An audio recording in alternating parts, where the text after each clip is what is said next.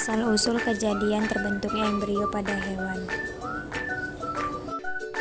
Pengertian reproduksi dan embriologi. Reproduksi adalah pembentukan organisme baru dari individu yang telah ada. Reproduksi bertujuan untuk mempertahankan suatu spesies secara keseluruhan. Jadi proses reproduksi tidak diperlukan untuk keberlangsungan hidup tiap organisme seperti bernapas, makan, ekskresi, dan pencernaan. Namun tanpa reproduksi spesies akan punah.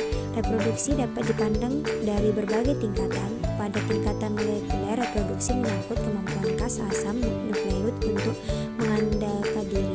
Pada tingkat seluler, reproduksi menyangkut kemampuan sel untuk mengadakan diri. Dan pada tingkat organisme, reproduksi menyangkut kemampuan individu untuk menghasilkan keturunan.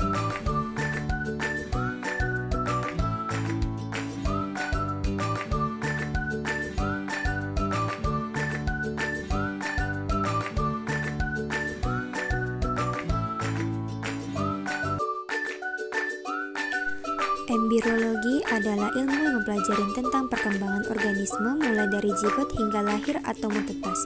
Sehingga embriologi berkembang mempelajari perkembangan organisme mulai dari zigot hingga lahir dan perkembangan organisme secara lahir atau setelah menetas.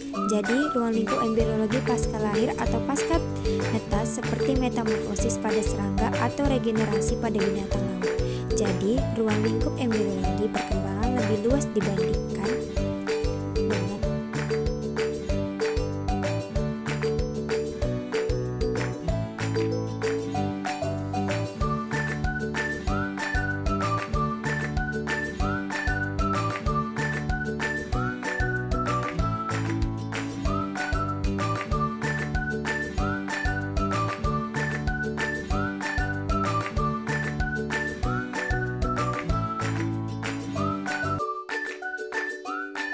asal-usul kejadian terbentuknya embrio pada hewan.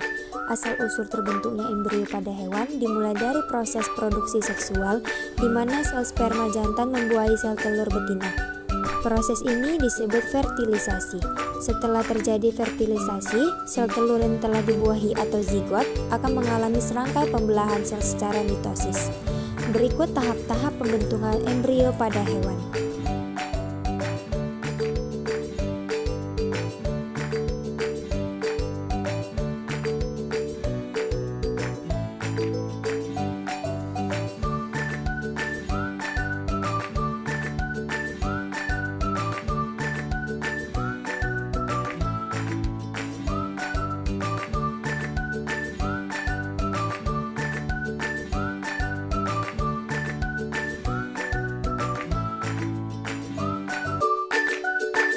Berikut tahap-tahap pembentukan embrio pada hewan. Yang pertama itu ada fertilisasi. Sperma dan sel telur bersatu membentuk zigot. Pada proses ini, materi genetik dari kedua induk disatukan untuk membentuk individu baru dengan kombinasi gen yang unik. Yang kedua, cleavage. Setelah fertilisasi, zigot mengalami pembelahan sel berulang kali tanpa pertambahan ukuran yang signifikan. Tahapan pembelahan ini disebut cleavage dan menghasilkan bola sel padat yang disebut molekul.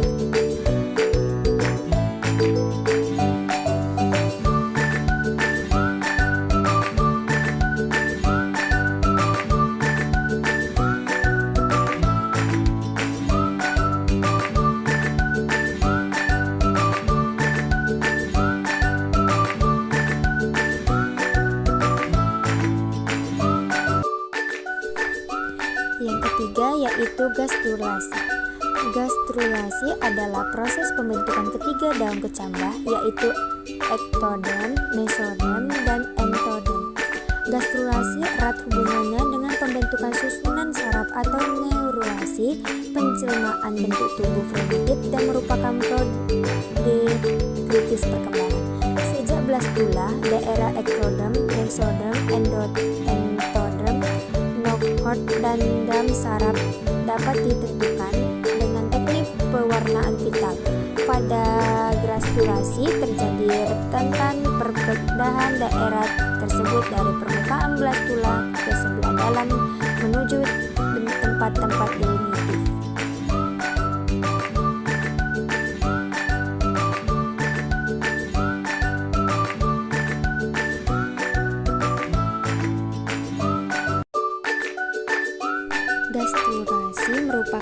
proses di mana sel berkembang dan beriniasiasi dalam embrio untuk mengubah massa sel dalam tahap blastosta menjadi embrio yang berisi 3 lapisan gemina primat.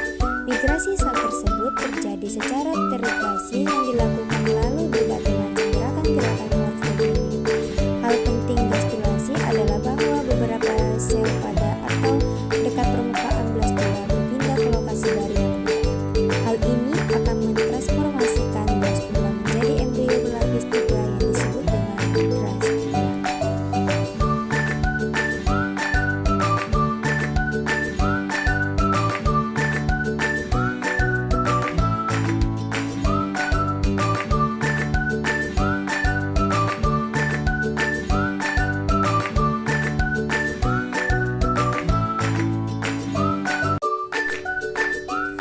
Pada tahap ini, embrio mulai mengalami perubahan yang lebih kompleks. Sel-sel di dalam blastula mulai bergerak dan membentuk lapisan-lapisan sel yang disebut lapisan germinal.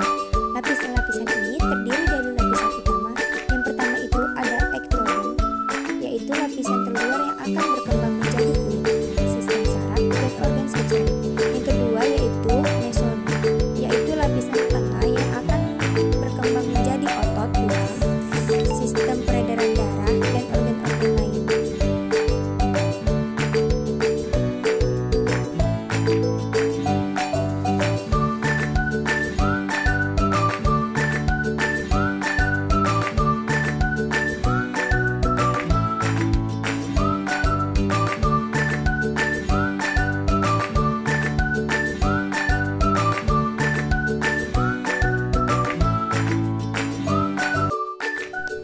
Yang ketiga ada endoderm, yaitu lapisan terdalam yang akan menjadi saluran pencernaan, paru-paru, dan beberapa organ internal lainnya. Yang keempat, organosenis, yaitu pada tahap ini ketiga lapisan germinal akan berdiferensiasi dan berkembang menjadi organ-organ dan sistem. Misalnya, endoderm akan menjadi sistem saraf dan kulit, mesodon akan menjadi otot, tulang, dan sistem peredaran darah, sedangkan endoderm akan membentuk saluran pencernaan dan organ-organ internal lainnya.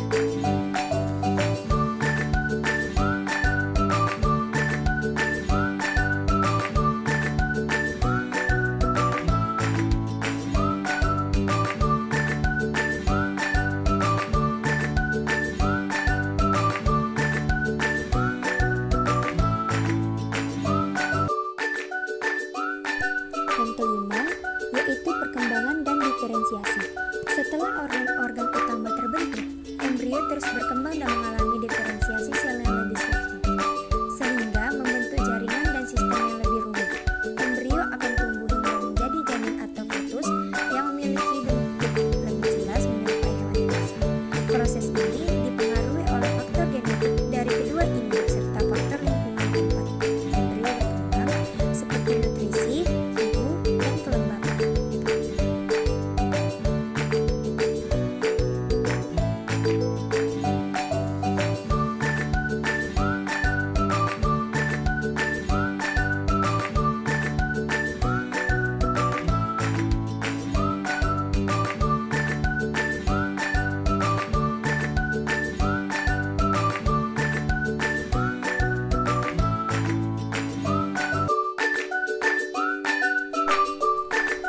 Embrio hewan terbentuk dari pembuahan sel telur atau ovum oleh sel sperma atau spermatozoa. Setelah dibuahi, sel telur akan menjadi zigot, yaitu sel diploid tunggal. Zigot akan mengalami pembelahan mitosis tanpa pertumbuhan yang signifikan, hingga menjadi ratusan sel. Setelah itu, sel-sel akan terpisah dan mulai menjadi fase embrionik.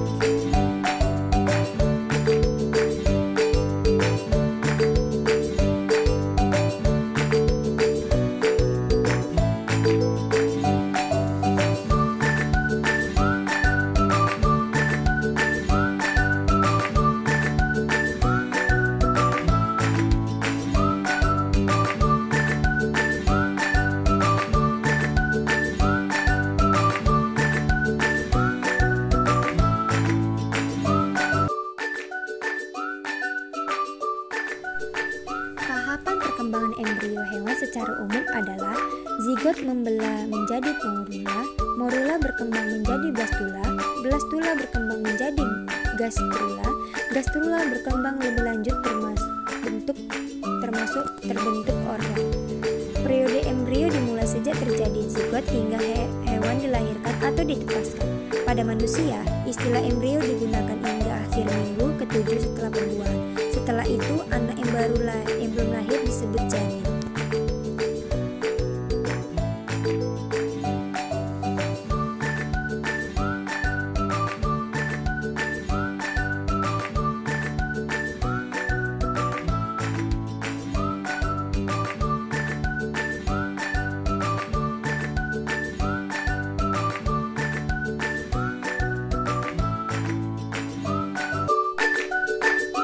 Selanjutnya yaitu faktor-faktor yang mempengaruhi pembentukan embrio. Yang pertama ada genetik. Informasi genetik dalam zigot menentukan jenis hewan yang akan terbentuk dan karakteristik fisiknya. Yang kedua yaitu lingkungan. Faktor lingkungan seperti nutrisi, suhu, dan paparan bahan kimia dapat mempengaruhi perkembangan embrio. Yang ketiga yaitu hormon. Hormon berperan penting dalam mengatur pertumbuhan dan perkembangan embrio.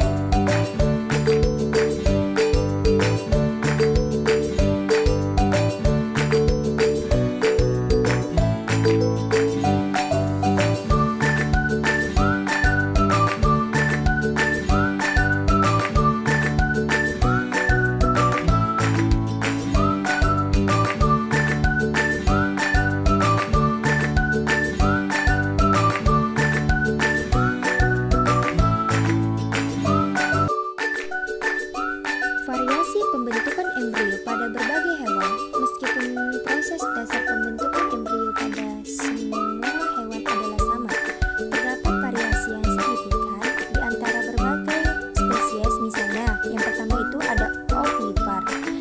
Ovipar adalah hewan ovipar bertelur dan embrio berkembang di luar tubuh induk, contohnya yaitu burung, reptil, dan ikan. Yang kedua yaitu vivipar, adalah hewan vivipar melahirkan anak dan embrio berkembang di dalam tubuh induk, contohnya yaitu mamalia. Yang ketiga ada ovovivipar, yaitu hewan ovovivipar bertelur tetapi telur tetap berada di dalam tubuh induk hingga menetas, contohnya adalah beberapa jenis ular dan hiu.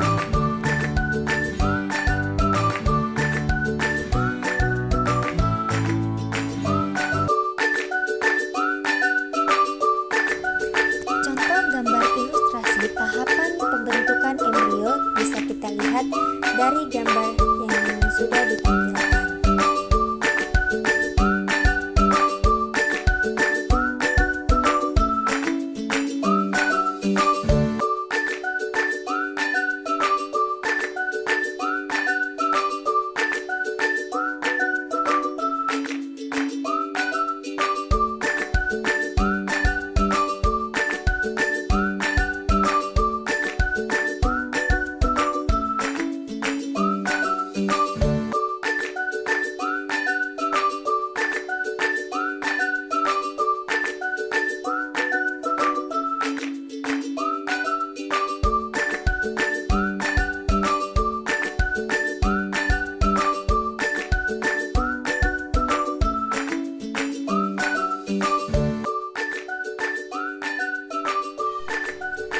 Kesimpulan dari pembentukan embrio adalah proses yang kompleks dan menakjubkan.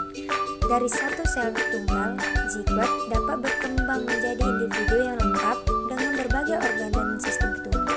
Proses ini dipengaruhi oleh faktor genetik dan lingkungan, serta menunjukkan variasi yang menarik di antara berbagai jenis hewan.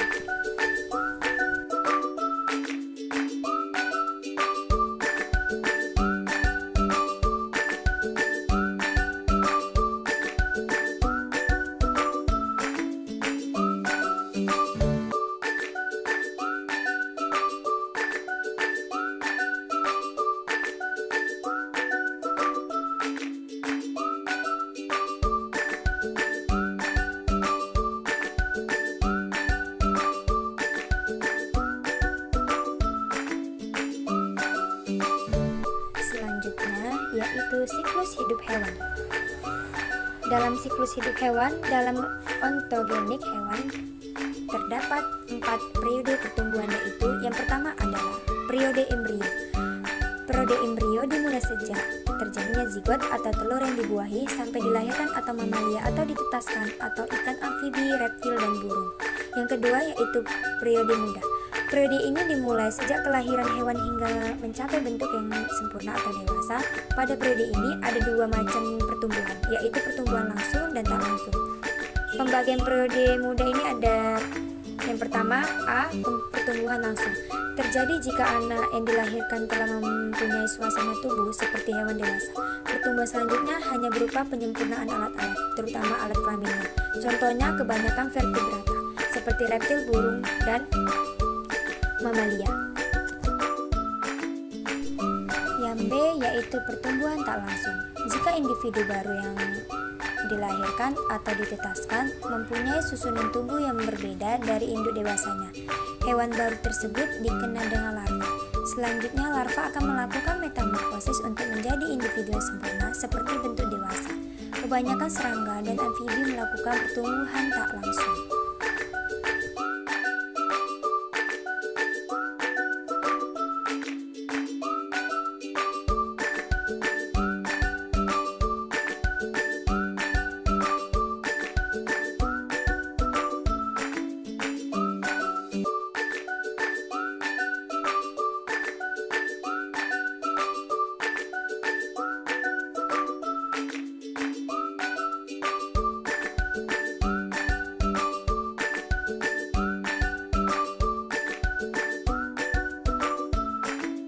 Ketiga, periode dewasa. Periode ini ditandai dengan kesiapan hewan untuk melakukan reproduksi.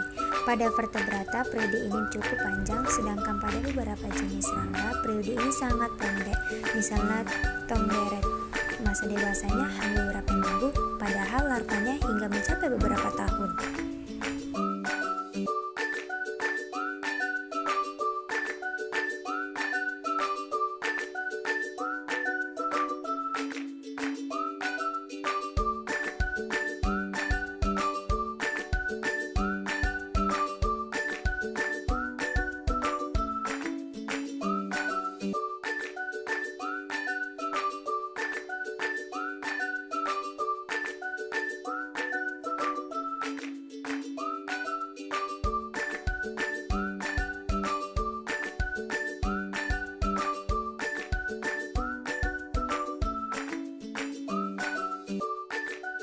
Yang keempat ada periode tua, yaitu periode ini dimulai dengan terjadinya kemunduran fisik dan fungsi organ tubuh hewan.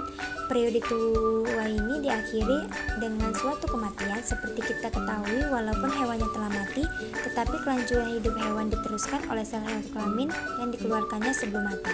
Dari ontogeni hewan di atas dapat kita simpulkan bahwa ada 2 jenis siklus hidup hewan, yaitu siklus hidup langsung dan siklus hidup tak langsung. Pada siklus hidup langsung, anak yang dilahirkan atau ditetaskan sudah mirip dengan individu dewasa. Sedangkan pada siklus hidup tak langsung, anak dilahirkan atau ditetaskan berbentuk larva dan melalui proses metamorfosis akan terbentuk hewan yang sempurna.